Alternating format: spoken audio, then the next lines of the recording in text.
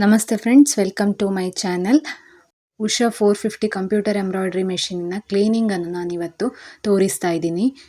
Machine ಸ್ಮೂತಾಗಿ run ಆಗಬೇಕು, ಹಾಗೆ ಡಿಸೈನ್ ತುಂಬ ಚೆನ್ನಾಗಿ ಫಿನಿಶಿಂಗ್ ಬರಬೇಕು ಅಂತ ಹೇಳಿದ್ರೆ ಮೆಷಿನ್ ಕ್ಲೀನಿಂಗ್ ಮಾಡೋ ಅಂಥದ್ದು ತುಂಬ ಇಂಪಾರ್ಟೆಂಟು. ಎಲ್ಲೆಲ್ಲ ಯಾವ್ಯಾವ ಪ್ಲೇಸಲ್ಲೆಲ್ಲ ಕ್ಲೀನ್ ಮಾಡಬೇಕು, ಹೇಗೆ ಆಯಿಲ್ ಮಾಡಬೇಕು ಅಂತ ನಾನಿವತ್ತು ತೋರಿಸ್ತಾ ಇದ್ದೀನಿ. ನೀಡಲ್ ಪ್ಲೇಟಲ್ಲಿ 2 ಸ್ಕ್ರೂಗಳಿರುತ್ತೆ ಅಲ್ವಾ, ಅದನ್ನು ರಿಮೂವ್ ಮಾಡಿ ಒಂದು ವೇಸ್ಟ್ ಕ್ಲೋತಿಂದ ಅಥವಾ ಒಂದು ಇಯರ್ ಬಡ್ ಏನಾದರೂ ತಗೊಂಡು ಡಸ್ಟನ್ನೆಲ್ಲ ಕ್ಲೀನ್ ಮಾಡ್ಕೋಬೇಕು. ಕಟ್ಟಾಗಿ ಬಿದ್ದಿರುವಂಥ ಥ್ರೆಡ್ಗಳೆಲ್ಲ ಇರುತ್ತೆ, ಅದನ್ನೆಲ್ಲ ಕ್ಲೀನ್ ಮಾಡ್ಕೋಬೇಕು. ಪೇಂಟಿಂಗಲ್ಲಿ ಯೂಸ್ ಮಾಡುವಂಥ ಸ್ಮಾಲ್ ಬ್ರಷ್ಗಳನ್ನು ಕೂಡ ತಗೊಂಡು ಡಸ್ಟನ್ನೆಲ್ಲ ಕ್ಲೀನ್ ಮಾಡ್ಕೋಬೋದು. ಈ ಪ್ಲೇಸಲ್ಲಿ ಡಸ್ಟು ಥ್ರೆಡ್ ಎಲ್ಲ ಕಟ್ಟಾಗಿರುವಂಥ ಥ್ರೆಡ್ಗಳೆಲ್ಲ ಇದ್ದರೆ ಬಾಬಿನ್ ಥ್ರೆಡ್ ಅವಾಗವಾಗ ಕಟ್ಟಾಗ್ತಾ ಇರುತ್ತೆ. ಸೊ ಇದನ್ನು 2 ಅಥವಾ 3 ಡಿಸೈನ್ ಆದಮೇಲೆ ಕ್ಲೀನ್ ಮಾಡಿಕೊಂಡ್ರೆ ಬೆಟರು. ಬಾಬಿನ್ ಕೇಸಲ್ಲಿ ಕೂಡ ಹಾಗೆ ಡಸ್ಟ್ಗಳೆಲ್ಲ ಇರುತ್ತೆ, ಥ್ರೆಡ್ಗಳೆಲ್ಲ ಬಾಕಿ ಆಗಿರುತ್ತೆ, ಅದನ್ನೆಲ್ಲ ಚೆನ್ನಾಗಿ ಕ್ಲೀನ್ ಮಾಡ್ಕೊಳ್ಳಿ. ಅಲ್ಲಿ ಒಂದು ಸ್ಮಾಲ್ ಹೋಲ್ ಇರೋ ಅಲ್ಲಿ 1 ಡ್ರಾಪ್ ಅಥವಾ 2 ಡ್ರಾಪ್ ಆಯಿಲನ್ನು ಹಾಕಬೇಕಲ್ಲಿ. ಅದಕ್ಕಿಂತ ಜಾಸ್ತಿ ಆಯಿಲನ್ನು ಹಾಕಬೇಡಿ. ಸ್ಮಾಲ್ ಅಮೌಂಟ್ ಅಂದರೆ ಲೈಟಾಗಿ ಆಯಿಲನ್ನು ಈ ಥರ ಬ್ರಷ್ಗೆ ಅಪ್ಲೈ ಮಾಡಿಕೊಂಡು ಕ್ಲೀನ್ ಮಾಡಿದ್ರೆ ಡಸ್ಟ್ ಎಲ್ಲ ಹೋಗುತ್ತೆ ಅಲ್ಲಿಂದ. ನೀಡಲ್ ಪ್ಲೇಟಲ್ಲಿರುವ ಡಸ್ಟನ್ನು ಕೂಡ ಕ್ಲೀನ್ ಮಾಡಿ, ಎಲ್ಲೆಲ್ಲ ಥ್ರೆಡ್ ಹೋಗುತ್ತೆ ಅಲ್ಲಿ ಕೂಡ ಕ್ಲೀನ್ ಮಾಡಬೇಕು. ಆಮೇಲೆ ಸ್ಕ್ರೂವನ್ನು ಹಾಕಿ ಟೈಟ್ ಮಾಡಬೇಕು.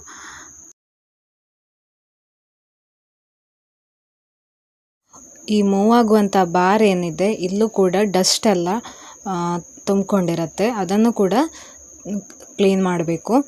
2 ಸ್ಕ್ರೂಗಳನ್ನು ತೆಗೆದ್ರೆ ಆ ಬಾರ್ ಓಪನ್ ಮಾಡ್ಬೋದು. ನೋಡಿ, ಸ್ವಲ್ಪ ಪ್ರೆಸ್ ಮಾಡಿದ್ರೆ ಓಪನ್ ಆಗುತ್ತೆ. ಈ ಪ್ಲೇಸಲ್ಲಿ ಕೂಡ ಡಸ್ಟು ಆಮೇಲೆ ಥ್ರೆಡ್ಗಳೆಲ್ಲ ಇರುತ್ತೆ, ಅದನ್ನೆಲ್ಲ ಚೆನ್ನಾಗಿ ಕ್ಲೀನ್ ಮಾಡ್ಕೊಳ್ಬೇಕು.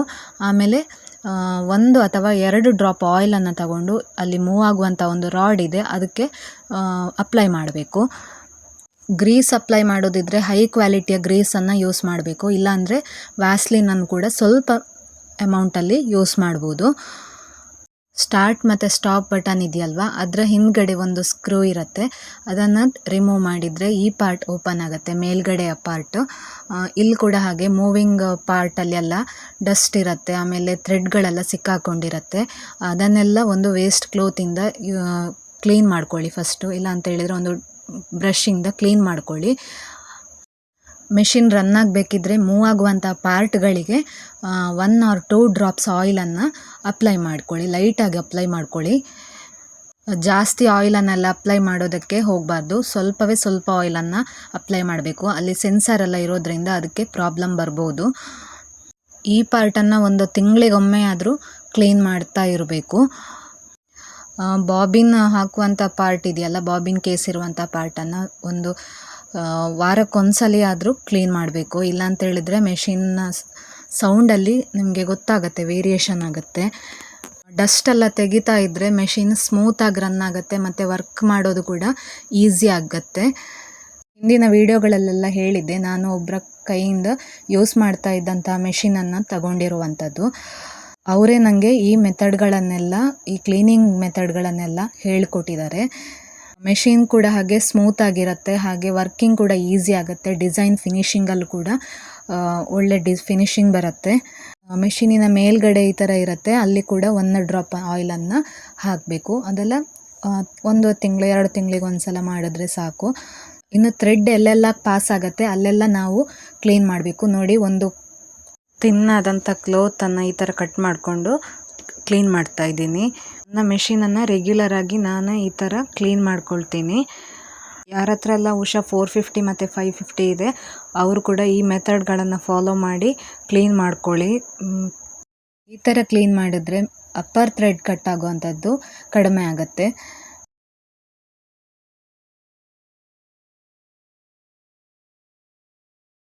ನಿಮ್ಮ 2 ಕೈಗಳನ್ನು ಯೂಸ್ ಮಾಡಿಕೊಂಡು ಈ ಥರ ಮೇಲೆ ಕೆಳಗೆ ಮಾಡಿದ್ರೆ ಆ ಪ್ಲೇಸಲ್ಲಿರುವಂತಹ ಡಸ್ಟ್ ಎಲ್ಲ ಹೋಗಿಬಿಡತ್ತೆ. 1 ರಿಂದ 2 ನಿಮಿಷದಷ್ಟು ಮಾಡಿದ್ರೆ ಕ್ಲೀನ್ ಆಗಿಬಿಡತ್ತೆ. ಹಾಗೆಯೇ ಕೆಳಗಡೆ ನೀಡಲ್ ಹತ್ರ ಕೂಡ ಕ್ಲೀನ್ ಮಾಡ್ಕೋಬೇಕು ಈ ಥರ.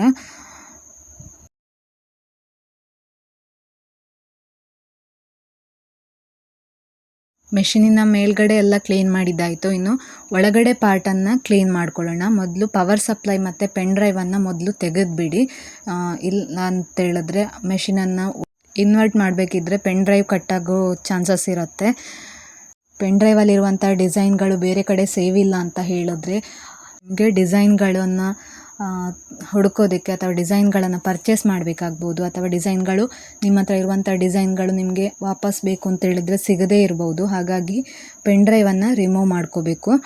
ನೋಡಿ, ನಾನು ಈ ಥರ ಹಾಕಿದ್ದೀನಿ ಅಲ್ವಾ, ಇದರಲ್ಲಿ 6 ಸ್ಕ್ರೂಗಳಿದ್ದಾವೆ. ಅದನ್ನೆಲ್ಲ ಸ್ಕ್ರೂ ಡ್ರೈವರ್ ಯೂಸ್ ಮಾಡಿಕೊಂಡು ರಿಮೂವ್ ಮಾಡ್ಕೊಳ್ಳಿ.